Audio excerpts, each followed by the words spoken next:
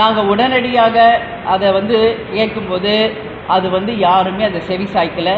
அதனால் இன்றைக்கு நாங்கள் இதை தேர்தல் ஆணையத்திடம் நேற்றே இமெயில் மூலமாக ரீகவுண்டிங்குக்கு நிச்சயமாக தேர்தல் ஆணையம் ஆணையிட வேண்டும் என்று நேற்றே நாங்கள் இமெயிலையும் லெட்டர் மூலமாகவும் ரெஜிஸ்டர் போஸ்ட் மூலமாகவும் அனுப்பியிருக்கோம்.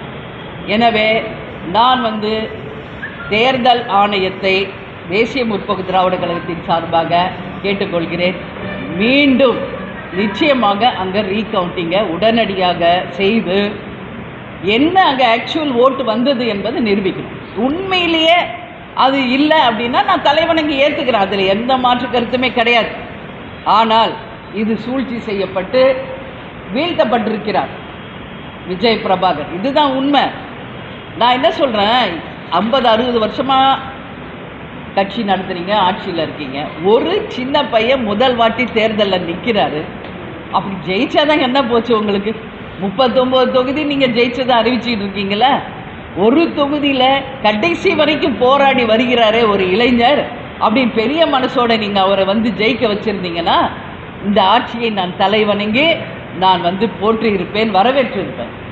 அதுலேயும் சூழ்ச்சி செய்து அவர் ஜெயிக்கக்கூடாது என்பதற்காக இன்றைக்கு அவங்க அமைச்சர் பெருமக்களை வைத்து அதிகாரிகளை மிரட்டி கலெக்டரே என்னால் ப்ரெஷர் தாங்க முடியல, என் ஃபோனை சுவிட்ச் ஆஃப் பண்ணுறேன் என்று சொல்லக்கூடிய அளவு அவர் மனநிலையை கொண்டு சென்று இந்த அளவு ஒரு தவறுதல் அங்கே நடந்திருக்கிறது.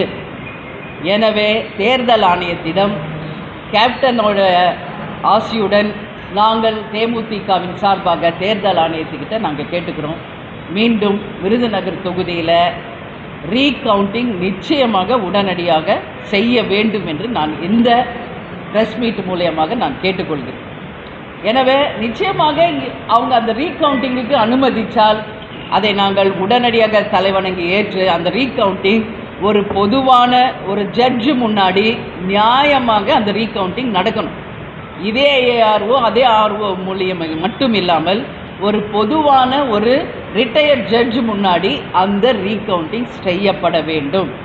அது நியாயமானதாக நடக்க வேண்டும். அதில் என்ன வந்தாலும் நாங்கள் ஏற்றுக்கொள்ள தயாராக இருக்கிறோம் என்பதை இந்த நேரத்தில் உங்களுக்கு நான் சொல்லிக் கொள்கிறேன்.